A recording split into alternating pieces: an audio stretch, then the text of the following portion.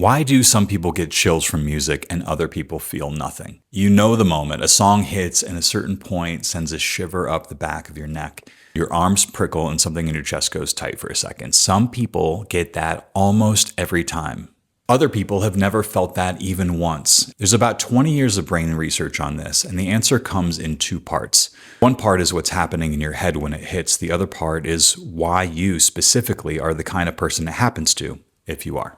In Montreal around the year 2000, two neuroscientists, Anne Blood and Robert Zatorre, wanted to catch a chill in the act. So they did something clever. They don't pick the music, they ask each person in the study to bring in one piece that reliably gives them that shiver, the track that gets them every time. Then they put that person in a brain scanner and played the track. Now they're waiting for the exact second the chill lands, and they're tracking where the blood goes in the brain. And the person pressed a button the moment the shiver hits, and the scanner is already running. So timing lines up. Your favorite song, the part that wrecks you, measured from the inside. The easy story is that a chill is just a strong feeling. The music is pretty, you like it a lot, and a big enough dose of "I like this" spills over into a physical shiver. And by that logic, chills would just be a volume knob on pleasure. Turn the enjoyment up high enough and everybody crosses into that same level of goosebump. And it's a reasonable guess. We all know the feeling of liking a song so much that it's almost physical. So it seems obvious that the people who get chills are the people who just love music a little more than the rest of us. They feel it harder. Their skin reacts. So that picture is clean and it's intuitive, but it turns out to be wrong about both halves, both the what and the who it's happening to. So here's the first piece, and it's a little bit bigger than you like the song. When Blood and Zatorre caught those chills in the scanner, parts of the brain that lit up were the reward system, the ventral striatum in the midbrain, the orbitofrontal cortex, the same circuitry that fires for food, for sex, for addictive drugs. A piece of music made out of nothing but air pressure and pattern was pulling the exact levers in your brain that you evolved for survival. And here's the part that people skip. As the reward regions ramped up, activity went down in regions tied to fear and unease, the amygdala among them. So a chill isn't just pleasure switching on, it's the pleasure switching on while the brain's alarm side eases off at the same moment. That's the neural signature of the shiver. Now the second piece, because it answers the real question, the why you part. In 2011, Emily Nusbaum and Paul Silvia tested whether personality predicts who gets the chills. They ran people through the big 5 traits, the standard 5-trait map of personality, and checked which ones lined up with chills. Only one did: openness to experience. Not how agreeable you are, not how extroverted, not how much you happen to like music. Openness. That trait describes people who get absorbed in art, who chase complexity, who go looking for deep experiences. Those are the people whose arms go up. So why would one personality trait decide who shivers?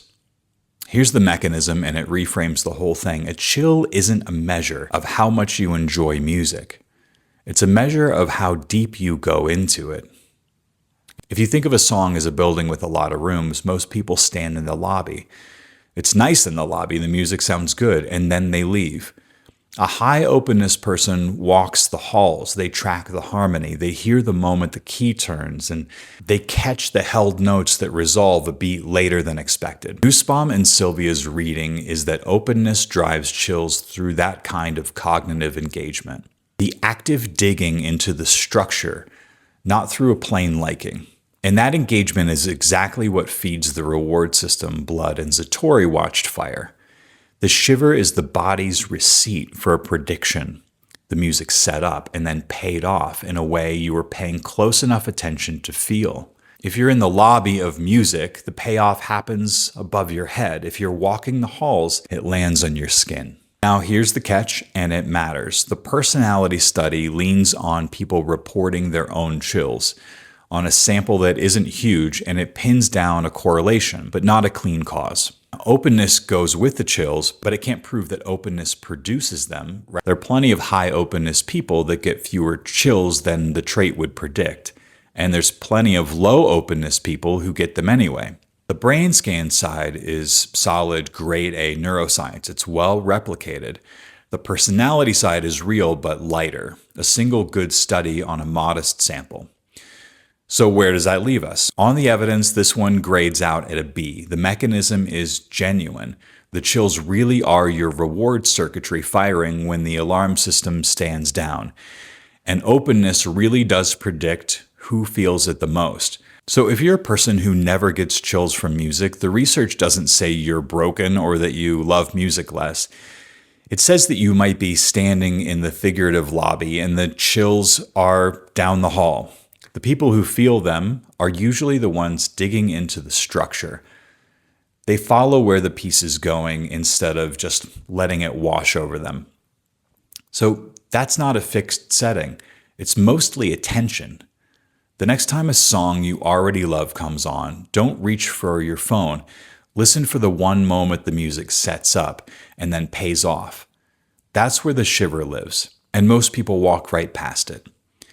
If you think about what sound is doing to people in a room for a living, that's the work that I do at danielchristopherfox.com. And if you like more of these analyses, like the video and subscribe, and I'll see you soon.